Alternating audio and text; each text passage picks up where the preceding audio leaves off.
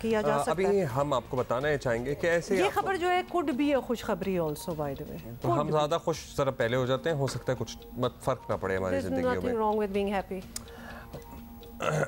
एक alternative point of view ये है कि there is at times there is wrong in being happy, क्योंकि अगर हम बहुत ही it is never wrong in being happy, it's good to be happy. इंतहाई नामसाइदा हालात में मुतमईन खुश होकर बैठ जाएं तो शायद हम उन हालात से निकलने की कोशिश कभी ना करें। इतना एक्सट्रीम जो मुझे लगता है जो मुझे लगता है कि हमारे साथ बहसीत कौम ये केस हो चुका है। मतलब जो हमारे हालात हैं, पीने का पानी नहीं है, बिजली हम अफोर्ड नहीं कर सकते, सड़कें नहीं है, अस्पताल ठीक नहीं है, फिर भी हम हैप्पीनेस इंडेक्स में दुनिया के टॉप 10 मुल्कों में आते हैं। बड़ी अच्छी बात है, टॉप 10 मुल्कों आते हैं जी, हम ठीक ठाक हैं हैप्पी, ठीक है, क्या बात है हमारी।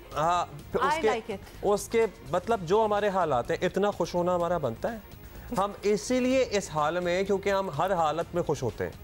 Abdullah is the only person इस वक्त। Abdullah look at yourself what you are. हमें थोड़ा सा रियलिटी, लोगों को कह रहे हो इतना खुश होने की जरूरत नहीं है। हमें थोड़ा सा रियलिटी चेक होना चाहिए अपने हालात पे, और थोड़ा सा जरा गुस्से में आए, थोड़ा सा अपनी खुशी के लेवल को कम करें और स्माइल तो करना और इन हालात से निकलने के लिए कोशिश करें और सवाल करें लोगों से जिनकी वजह से ये सिस्टम आज इस हालत में मौजूद है। वो खबर जो थी ना इस सारी खुशखबरी में वो रहेगी कि अब्दुल्ला भाई ने ऐसा मतलब I also don't like that resilient bit of it, लेकिन खबर तो सुन लेते, उसमें थोड़ी सी खुशी थी, वादा मैं कर रही हूँ कि इसमें थी। इसलिए ना अब्दुल्ला ने उबलता हुआ पानी ऐसे रोड दिया है ऊपर। रोड़ना समझते हैं ना आप? आई होप समझते हो। उंडेल दिया, डाल दिया। व्हाट रोड़ना इज उर्दू? रोड़ना is Punjabi. I didn't know that. अच्छा, बताना आपको छोड़ दें, सब कुछ बताना ये था कि मुल्क में गाड़ियाँ और मोबाइल फ़ोन सस्ते होने की बातें हो रही हैं। यस, और जी बातें भी हो रही हैं और बातों ने मार्केट में हलचल भी मचा रखी है और बहुत सारे लोग जो हैं वो खुशियाँ मना रहे हैं, बट नॉट अब्दुल्ला।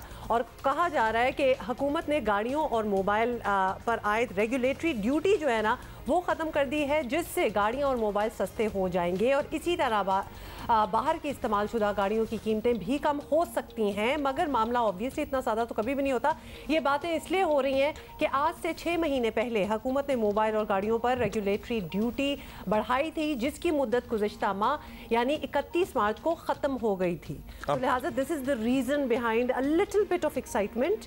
और चेयरमैन FPR का कहना है, क्या कह रहे हैं कि वजारत तजारत जैसे ही कहेगी नोटिफिकेशन जारी कर देंगे और ये सब कुछ अभी तक कहा नहीं है। वैसे 31 मार्च की मुद्दत खत्म हुई भी है। हमारे साथ ही अशरफ अलकम हमें ज्वाइन कर रहे हैं इस्लामाबाद। अशरफ बताइएगा, अब मोबाइल फ़ोन्स कारों पर ड्यूटी 31 मार्च 2023 तक आयद हुई थी, अब ये क्या अज खुद ख़त्म हो चुकी है या फिर हुकूमत इसे दोबारा लगाने का इरादा रखती है? सजेशन दे रहे हैं, बताइए ज़रा। जी, रेगुलेटरी ड्यूटी उस वक्त आयद की थी कि पाकिस्तान को 2 बड़े मसाइल का सामना था। एक तो पाकिस्तान का तजारती खसारा बहुत बढ़ रहा था, उसके लिए इंपोर्ट्स को कम करना था। उसके साथ साथ पाकिस्तान के ज़र मुबादला के ज़खायर तेज़ी से ख़त्म हो रहे थे। इन दोनों चीज़ों को कंट्रोल करने के लिए हुकूमत ने रेगुलेटरी ड्यूटी लगाई थी ताकि हमारी इंपोर्ट्स भी कम हो सकें, जो ज़र मुबादला के ज़खायर जो दरामदात पे खर्च होते थे वो भी कम हो सके, और जो प्रेशर था पाकिस्तान के अकाउंट्स पे, ज़र मुबादला के ज़खायर बड़ी तेज़ी से डिप्लीट हो रहे थे। इसलिए रेगुलेटरी ड्यूटी 31 मार्च तक आयद की गई थी, उसको ऑटोमेटिक इसने ख़त्म हो जाना था। ये जैसे ये 31 मार्च है, ड्यूटी तो ख़त्म होगी, लेकिन उसको मार्केट को थोड़ा 1-2 दिन लग गया मार्केट तक ये खबर पहुंचने में, बल्कि महीना ही लग गया जब सोशल मीडिया पे किसी ने शेयर किया कि मोबाइल फ़ोन्स और कारों पर जो इंपोर्टेड कारें हैं, बाहर से इंपोर्ट की जाती हैं, उन पर ये दरामदी ड्यूटी जो है ख़त्म होने के बाद मार्केट में सस्ती हो जाएंगी। ये सिर्फ 2 चीज़ों पर नहीं थी, ये तकरीबन 350 के करीब आइटम्स थी जिन रेगुलेटरी ड्यूटी आयद की गई थी, जिनमें खाने पीने की अशिया थी, फर्नीचर थी, फ्रूट थे, सब्जियां थी, वेजिटेबल्स के साथ साथ वो जो दूसरे ममालिक से जानवरों की खासतौर पर कुत्तों की खुराक थी, जब पका हुआ फूड था, पैक फूड था डब्बों में, जो बंद फूड आता है बाहर से खाने के लिए, इस तरह की चीज़ें थी जो 300 और 350 के दरमियान की थी, उन सब पे रेगुलेटरी ड्यूटी आयद की थी। अब जो खुद ख़त्म हो गई है। अब सवाल होता है कि इसके बाद क्या होगा। इसके बाद जो असूलन तो उसको ख़त्म रहना चाहिए, जो ड्यूटी का इम्पैक्ट होता है वो जो चीज़ों पे जिन चीज़ों पर शिया तकरीबन 350 के करीब है जिन पर रेगुलेटरी ड्यूटी आयद होती थी, उनके मार्केट में कीमतें गिरनी चाहिए। लेकिन हमारी इतला के मुताबिक ऐसा होगा नहीं। क्यों नहीं होगा? इसकी एक लंबी डिबेट है, उस पर अभी हम बात कर लेते हैं कि क्यों नहीं ये ख़त्म होगा, इसका इम्पैक्ट मार्केट पे क्यों नहीं आएगा। एक बड़ी वजह तो मार्केट में गैर यकीनी सूरत हाल है कि इस ख़त्म ये दोबारा से आयद होगी या ख़त्म रहेगी। जी यही आपने कहा ना कि इस पर बहस चल रही है कि तो लेकिन अशरफ जी, इस सूरत हाल से तो मार्केट में अफवाहों का सिलसिला जो है वो बिल्कुल जारी रहेगा और तवक्को की जा रही है कि अब दरामदशुदा सेकेंड हैंड गाड़ियाँ जो हैं और मोबाइल्स की कीमतों में बहुत ज़्यादा कमी होगी। मतलब बातें तो इसी किस्म की हो रही हैं। तो हुकूमत ने बर वक्त फैसला ना लिया तो इससे तो मार्केट में और भी ज़्यादा मज़ीद केओस पैदा हो सकता है। जी, आप दुरुस्त कह रहे हैं। इस सिलसिले में चेयरमैन FBR से बात भी हुई थी। उनका कहना था कि FBR के इस सिलसिले में कोई रोल नहीं है। हमने जब ये रेगुलेटरी ड्यूटी आयद की थी उसकी फहरिस्त हमें वजारत तजारत की तरफ से फराहम की गई थी और FBR ने सिर्फ उस फराहम करदा सिफारशात पे जो उस लिस्ट को उसका नोटिफाई करना होता है। जैसे ही हमें उधर से फहरिस्त होगी एक दिन में नोटिफाई हो जाए, कोई लंबा चौड़ा काम नहीं है। वजारत तजारत इसमें क्या कर रही है क्या नहीं कर रही, ये अभी FBR को कुछ नहीं पता। जो सवाल है कि मार्केट में चीज़ें सस्ती होंगी कि नहीं होंगी, इसमें 2-3 चीज़ें अहम होती हैं।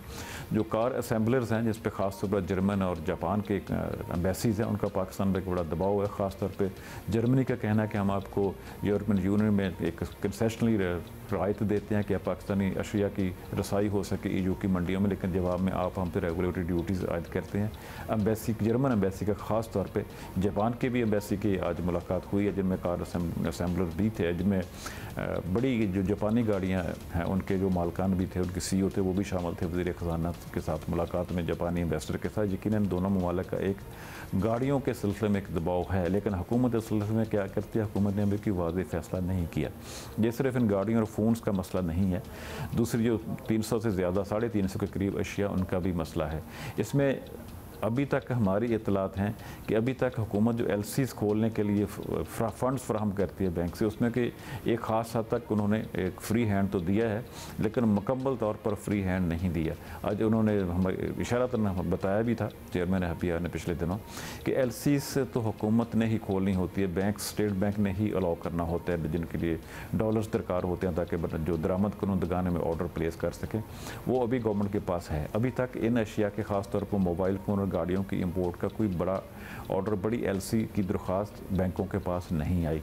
लेकिन अगर आती है तो हुकूमत उसमें या तो एक सूरत हो सकती है फौरी तौर पे इसको दोबारा रेगुलेटरी ड्यूटी आयद कर दे। दूसरी ये बात हो सकती है कि वो बगैर बताए, बगैर ऐलान किए इनकी LCs ना खोले, दरामदात को कम्पैक्ट रखे अनअनाउंस। उस पर जो दोनों ममालिक हैं जापान और जर्मन, उनका एक प्रेशर भी कम हो जाएगा और हुकूमत का पर्पज़ भी सर्व हो जाएगा कि जो गैर ज़रूरी अशिया जिनको पुरतोइश अशिया कहा जाता है, मेकअप का सामान है, फर्नीचर है, वेजिटेबल्स हैं, फ्रूट है, डिब्बों में बंद जो फूड आता है, फ्रूट आता, खाने पीने की अशिया आती हैं, मोबाइल फ़ोन सेट्स हैं और कार दरामदी गाड़ियाँ हैं, उनका भी एक ज़रूर इसमें पाबंदी का गवर्नमेंट का मेरा ख्याल है फैसला हमारी इतलात के मुताबिक यही है, इनकी दरामद नहीं होने देगी, रेगुलेटरी ड्यूटी आयद हो या ना हो। जी, इसलिए मुझे नहीं लगता कि मुस्तक़बिल करीब में आने वाले दिनों में या बजट से पहले कम अज़ कम इसमें कोई सस्ता होने का इम्कान है। दरामदी गाड़ियों का। Thank you Ashraf for speaking to us.